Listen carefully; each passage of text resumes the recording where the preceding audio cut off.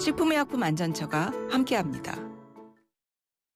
네, 뜨거운 썸머 캠프 시간 함께하고 있습니다. 윤채관 조국혁신당 수석대변인, 국민의힘 김종혁 전 최고위원, 그리고 개혁신당 이기인 사무총장과 함께하고 있는데요. 대장동 얘기 이거는 여기까지만 오늘 여기까지만 하려고 하는데 하나만 좀 짚죠.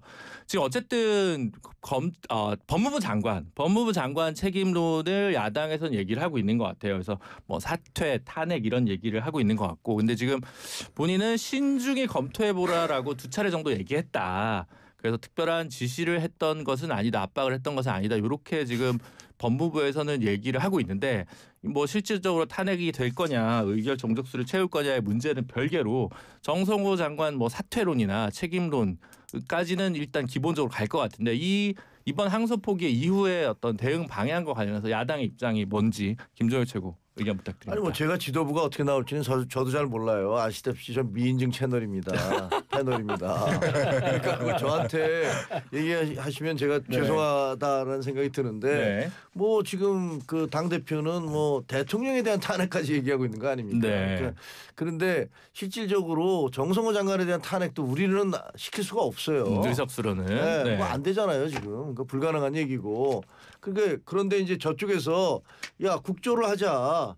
그리고 뭐 특검을 하자. 그렇게 얘기하니까 그건 해보자라는 입장이죠. 네. 아니 그래 진짜로 대장동 사건에 대해서 무슨 일이 있었는지 그 만약에 검사들이 뭐 수사가 잘못됐거나 협박을 하거나 뭐 나무기 얘기한 대로 배째라라고 해서 했다면 그것도 있는 대로 조사를 해보자. 그런 입장인 것 같아요. 네. 조국혁신당 입장은 뭔가요? 윤재관 수석 대변인님. 법무부 장관을 사퇴를 얘기할 것은 그 자체가 저 어불성설이라고 생각합니다. 네. 법무부 장관이 지금의 사건에 대해서 재판과 수사 모두에 대해서 긍정적인 평가를 내리고, 그럼에도 불구하고 지금 형량이 더 높게 나온 것에 대해서는 검찰이 수사를 통해서 밝히고자 하는 것보다 더 많은 게 이제 인정이 된다는 의미지 않습니까? 그럴 경우에 이제 항소와 상고를 포기하고 그동안 있었던 상고 남발을 예방하는 차원에서 그런 얘기를 할 수 있고, 당연히 신중히 검토하라고 해야죠. 그거를 그냥 어떻게 하라 저렇게 하라 이렇게 한 것도 아니고, 그것도 직접 검찰 수사하는 수사 라인에 얘기하신 것도 아닌데 이걸 가지고 정쟁으로 무리하게 끌어들여서 흔들기를 계속 하시는 건데, 이게 결국은 이재명 대통령과 관련된 사안 때문에 지금 이렇게까지 만드시는데, 이번 그 판결문을 보더라도 이재명 대표의 책임이라든가 연관성에 대해서는 한 줄도 나와 있지 않거든요. 그 점에 대해서 이걸 너무나 크게 좀 정쟁화 시키는 것은 아까도 말씀드렸듯이 자제하시는 게 좋을 것 같습니다. 하나만 여쭤볼게요. 그러니까 이제 5명 중에 2명은 이제 구형보다 선고가 많이 나왔는데 3명은 아니잖아요. 그러면 윤재관 대변인이 서울중앙지검장이면 3명에 대해서만 항소하는 방안은 생각 안 해보셨을까요? 아니 여러 가지 뭐 방식을 본인들도 고민을 했겠죠. 네. 그리고 만약에 검찰이 진짜로 항소를 해야겠다 판단하면 사표를 낼 각오를 하고 자기네들이 옛날로 말하면 사고를 칠 수도 있는 건데 그걸 하지 않았어요. 네. 그러면서 지금 뒤에 와서 누가 외압을 한 것처럼 계속 꾸미고 있는데 그건 아주 비겁한 행위다고 생각을 합니다. 어쨌든 판단은 검찰이 한 것이다. 이기인 사무총장님. 1심 선고 판결문 보면은 이재명 대통령과의 연관성이 매우 짙게 나와 있어요. 일단 이재명이라는 이름이 401번이나 나오고요. 그리고 2014년 재선 시장 당시에 민간업자들이 댓글 지원했다, 허위 보도 기획했다, 선거 자금 지원했다. 이에 맞춰서 이재명 시장은 민간업자가 선정되게끔 도와줬다라고 나와 있습니다. 그 판결문을 보면은 이게 아마 이 정부가 그 판결을 보고 뜨악했던 것 같아요. 그래서 아마 법무부 차관이 누구 시켜가지고 항소 포기 지시한 것 같은데, 법무부 장관은 신중히 했다라고 하면서 본인이 했던 것들 좀 감추고 있는 것 같아요. 근데 법무부 차관은 항소 포기 지시했다라고 지금 얘기하고 있지 않습니까? 그리고 정진우 중앙지검장도 그렇고 검찰총장 대행도 그렇고 공통점이 뭡니까? 우리 법무부 장관에게 의견 들었어요. 법무부한테 의견 들었어요라고 지금 공통적으로 얘기하고 있어요. 그 말인즉 이번 정권에서 항소 지시에 대해서 했다라는 거거든요. 항소 포기 지시를 했다라는 거거든요. 네. 그리고 법무부 장관이 신중히 생각해라, 신중히 판단해라. 자, 제가 만약에 YTN 직원이에요. 김준우 앵커님한테 저 휴가 좀 쓸게요라고 물어봤어요. 근데 우리 앵커님께서 상급자인데 신중히 생각해. 그러면 제가 쓸 수 있는 연차고 제가 쓸 수 있는 휴가인데 다시 한번 여쭤봐도 될까요? 됐고 신중히 생각해. 라고 한다면 뭐라고 받아들이겠습니까? 항소를 하라고 받아들였겠어요? 아니면 항소를 하지 말라고 받아들였겠어요? 네. 이거는 대놓고 이번 정권에서 항소 포기를 지시한 거나 다름없다. 네. 라고 말씀드립니다. 네, 이 부분 관련해서 오늘 채널 A에서 지금 나온 것은 내부적으로 이진수 법무부 차관 같은 경우에 자신은 항소 포기 의견을 전달한 적이 없다라고 밝혔다라고 보도가 돼 있습니다. 그냥 뭐 이렇게 보도가 돼 있으니까 이제 그것만 전달을 해서 이제 주장은 아니, 있는데 이제 조금 그 애매한 부분이 있는 것 같아서 검찰총장 직무대행조차도 직접적인 그러니까 지시가 있었다는 내용을 얘기를 하지 못하고 있는 거지 않습니까? 얘기를 안 하고 용산하고 없었기 때문에 그것을 지금 상태에서도 말을 안 하고 있는 거지 않습니까? 그런 발언이 없잖아요. 근데 그걸 가지고 뭐 지시가 있었다고 단정하는 것은 말이 안 된다고 생각하고요. 특히나 법무부 장관이 검찰에 관련돼 가지고 입도 뻥끗도 못하는 꿀먹은 벙어리가 돼야 된다라는 생각을 가지고 있는 사람들이 누구였습니까? 검찰 독재 정권하에서 부역했던 그리고 윤석열 한동훈과 같은 정치검찰이 계속 그동안 제기해왔던 법무부는 한마디도 할 수 없고 검찰만 무슨 말이나 할 수 있는 시대 그런 시대를 만들어서 어떻게 이 나라를 끌고 왔습니까? 독재 정권을 만들어서 국민들에게 수많은 피해를 준 그래서 지금 검찰이 지금 해체 수준에 간 거 아니겠습니까? 약간 공존한 그런 느낌인데 점을 일단 김종혁 최고 얘기까지만 듣겠습니다. 네. 지난번에 지기현 판사가 구속 취소했을 때 저도 많이 비판했습니다만 그걸 놓고 그 민주당하고 조국당에서 뭐라고 그랬습니까? 이거 대법원장이 내란 세력이라서 지기현을 뒤에서 사주를 해서 이렇게 만들었다는 식으로 몰고 가지 않았습니까? 거기 무슨 증거 있었습니까? 그러면서 대법원장 탄핵해야 된다고 얘기했던 그 당이 어딥니까? 조국당하고 민주당이에요. 근데 지금 여기서 유례가 없는 그런 항소 포기 조치가 이루어졌어요. 그리고 거기다가 그 신중하게라고 했다. 난 이렇게 얘기했고 그다음에 이쪽에 그 검찰총장은 용산하고 법무부를 내가 고려하지 않을 수 없었다. 이렇게 얘기를 하고 밑에서는 나는 그렇게 얘기한 적 없는데 그냥 그 항소하자고 얘기했는데 이렇게 서로 얘기가 달라지고 있습니다. 그럼 이걸 보면서 아니 이게 법무부 장관이 전혀 아무 얘기도 안 했다. 법무부 장관은 무관하고 노만석이 혼자서 다 한 거다. 어떻게 그렇게 얘기할 수가 있습니까? 그러면 이게 무슨 법무부 장관이 누구의 밑에 지시할 때 윤석열처럼 경로를 해서 막 소리를 질러야지만 그게 문제가 되는 거고 거기다가 이런 식으로 나는 잘 살아라고 그랬어. 그러니까 뭐 나는 책임이 없는 거야. 이렇게 얘기할 수 있습니까? 알겠습니다. 여기까지. 다른 주제도 얘기해야 됩니다. 앵커님께서 네. 채널A 보도 소개하면서 네. 이진수 차관은 전달한 적 없다라는 소개를 해주셨는데 네네. 10날 오후에 네. 우리 CBS 단독 보도에 맞아요. 그거 따르면 어제 나온 이진수 거고요. 차관 노만석 등이 항소 포기 법무부 의견 전달했다고 전화했다고 나와 있습니다. 그렇게 나왔는데 네. 이제 오늘 오전에 채널A에서 다시 여기에 대한 반대 얘기가 나와서 이제 정권에 유리한 결정을 했기 때문에 검찰총장 대행이 좀 수세에 몰리니까 말을 좀 계속 바꾸고 있는 것 같은데요. 네. 이 부분은 이렇게 한 사람의 말에 따라서 바뀔 게 아니라 좌지우지될 게 아니라 특검 내지는 뭐 국정조사 내지는 실체적인 진실 규명이 있어야 된다고 생각합니다. 네네네. 그거 있죠. 녹화뉴스 어제 기사 저도 이제 봤고요. 네, 모르는 게 아니고 이제 거기서는 보면 근데 차관이 직접 개입했다라는 거는 이제 강백신 검사가 이제 이 프로스에 쓴 내용이고 딱히 워딩이 딱 들어있지는 않는 부분이 있어가지고 이제 그 차원에서 아직 사실관계가 명확하지 않다라고 하는 취지에서 말씀을 드린 겁니다. 제가 얘기 드린 건 이제 이진수 차관이 얘기한 적이 없다가 아니라 아직 확인되지 않았다라고 하는 취지에서 정리를 한 거고요.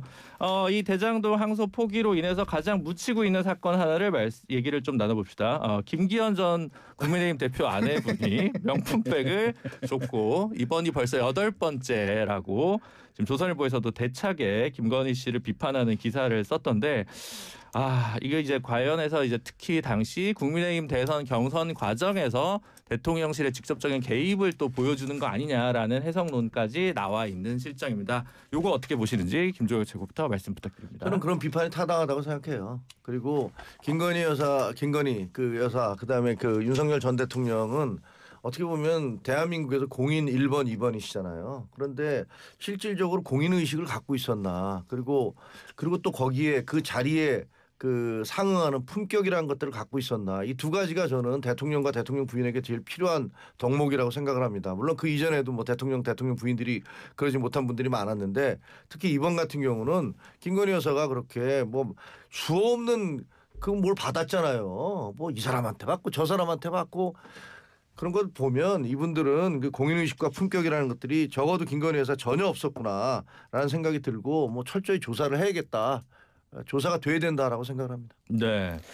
근데 이 문화 자체가 정말 특이하죠. 그리고 도저히 국민은 용납하기 어렵죠.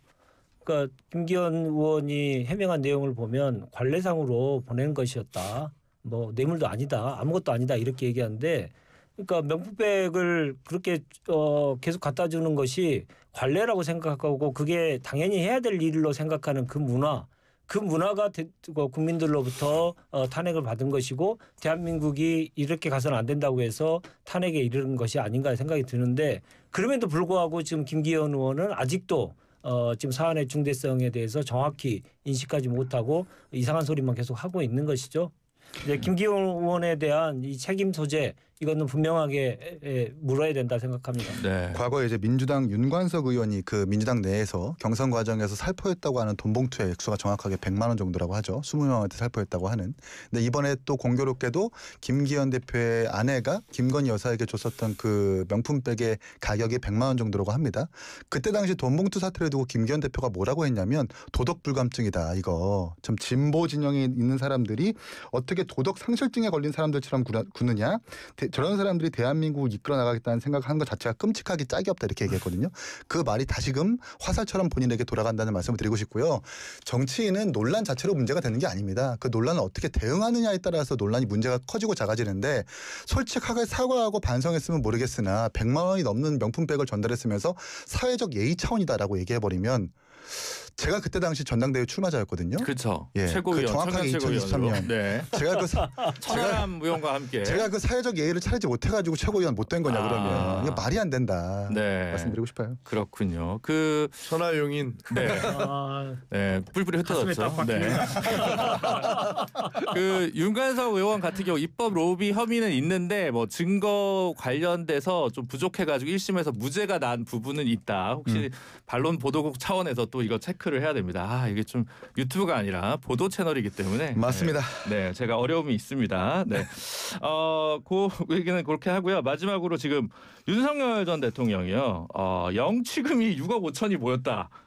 이 새로운 수익 모델, 뭐 대통령 연봉의 2배를 넘는다 이런 얘기 듣고 정말 흥미로운 것은 이게 다 출금이 됐다라고 하는 보도까지 있어서 이게 변호사비로 쓴 걸까요? 뭐 어쨌든 좀 흥미로운 인 것 같습니다. 어쨌든 윤석열 대통령이 탄핵을 당했지만 또 지지하는 층이 적지 않다라는 걸 보여주는 것 같기도 하고요. 여기서 국민의힘에 또 고민이 있는 것 같기도 하고요. 김종혁 최고 이거 요 뉴스 보고 어떤 생각이 드셨는지.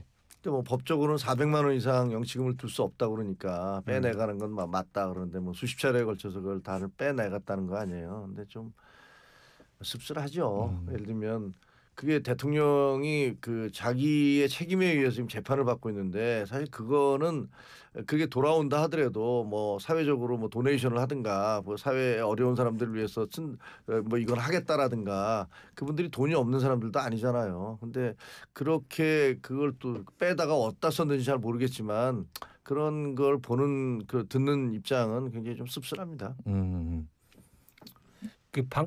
발언 순서가요. 네. 김종혁 최고위원님이 제일 먼저 하시니까 네. 거의 대부분이 그 같은 생각이 많아요. 예, 좀 돌려가면서 해주셨으면 좋겠다는 생각이고 이 지점에 대해서는 김 의원님께서 말씀하신 거에 대해서 네. 다 똑같죠. 없는 사람도 아니고 네. 돈이 뭐 100억 가까이 있는 분이 네. 사람들로부터 돈 받아가지고 그걸 또 빼돌리고 아직도 지금 뒷주머니 산다는 거 아니에요. 김건희가 명품백을 수도 없이 받는 것처럼 영치금을 지금 받아서 뒤로 계속 빼돌리고 있다라고 하는 건데 일국의 대통령을 지낸 사람이 이 정도의 수치심도 없는 것인가 정말 개탄스럽고 정말 얼굴이 화끈거립니다. 그러니까 저는 이제 이걸 보고 야 저렇게 많이 받았네 문제가 있다라고만 그치는 것은 아니 된다고 생각을 합니다. 네. 입법부 그러니까 국회의원들이 이걸 보고 이런 지금 사례가 역대 없었으니까 세금을 매기는 과세도 어렵고 이게 정치자금법상의 의율도 어렵다라는 거예요. 그냥 개인적으로 개인 통장에 입금을 해도 아무런 문제가 없다라는 겁니다. 이렇다고 한다면 이게 사실상 우리 사회가 지금 지키고 약속하고 있는 그 어떤 규제에서의 사각지대인 거잖아요. 그러니까 입법부가 이런 것들을 보고 좀 기민하게 움직여서 이런 좀 부당한 어떤 이득을 취하지 않게끔 빨리 좀 움직여줘야 되겠다는 말씀도 드리고 싶어요. 네, 좀 개혁신당에서는 법안 하나 발의하는 겁니까? 쉽지 않습니다. 설명 좀 해주시죠. 의원 수가 10명이 되지 않아서. 예. 네. 예. 그러면 뭔가 어느 정당이랑 자주 그런 입법 발의 같이 하세요? 아니, 천하람 대표 같은 경우에는 뭐 결선 투표제 같은 거 발의를 할 때 뭐 큰 여당 다 했던데요 그때는. 예. 네. 거기에 동의하는 뭐 의원들 다 받기도 했었었고 네. 근데 사실 대부분 다 진영에 막 이렇게 치우쳐져 있는 상태라서 발의 서명 받는 게 쉽지가 않습니다. 오늘 좀 사이 좋게 지내시면 네. 결선 투표제 때처럼 조국혁신당 의원들이 또 이제 항소 포기 함께. 사건 말고 네. 다른 사건 관련해서 조국혁신당과도 열심히 저희가 협업하시고 했습니다. 네. 좀 그런 좀 대화들이 요즘 좀 너무 부족하지 않나 이런 생각이 들고요. 네. 네. 마지막으로 요거 하나만 쟁점 얘기하겠습니다. 그 여인형 메모가 네. 저는 보고도 이게 약간 믿기지 않는 그래서 이것을 얼마나 신빙성 있게 봐야 될지는 잘 모르겠습니다만 뭔가 이제 계엄의 상황을 만들기 위해서 구태여 뭔가 분란을 북한과 일으킬 것 같은 기획, 고민 이런 것들이 담겨 있는 메모가 발견이 됐습니다. 김정일 최고 이거 어떻게 봐야 그리고 될까요? 이거는 뭐 그 노상원 씨가 했다는 메모하고는 다르잖아요. 네. 현역 군인의 사령관의 그 핸드폰에서 나왔다고 하니까 신빙성을 뭐 안 인정하지 않을 수가 없는데 그 내용이 너무 끔찍하잖아요.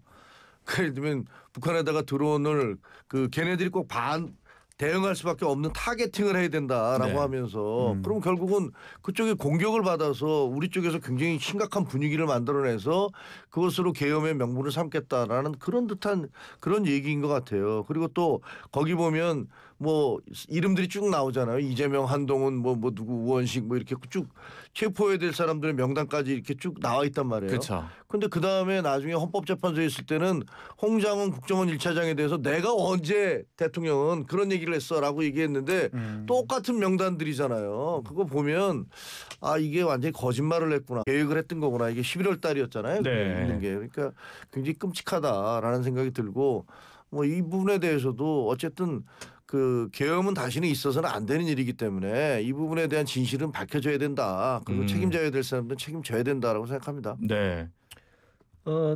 지금 뭐 내란 특검에서 많이 밝히고 있습니다만은 계엄에 대한 이 모의 그리고 준비가 상당 기간 오랫동안 지속됐다라고 하는 사실을 이 메모를 통해서 다시 한번 확인되고 있다 생각이 들거든요.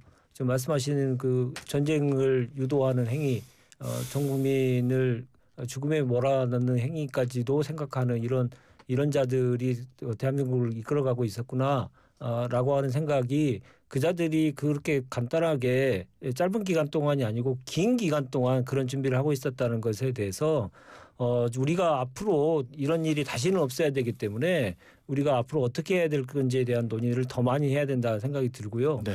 여인형 그 관련해 가지고는 뭐 계획만 있었던 게 아니고 실제로 일부는 실행이 됐다는 거지 않습니까? 네. 드론 관련해서 그래서 그 문민 통제에 대한 더 많은 얘기들을 해야 되는 상황이다라고 생각합니다. 네, 여기까지가 오늘 주어진 시간이고요. 네, 노아의 방주 사태까지 예고했던 그게 정말 안 일어나서 다행이라고 생각합니다. 스프링 캠프 여기까지 하겠습니다. 감사합니다. 고맙습니다.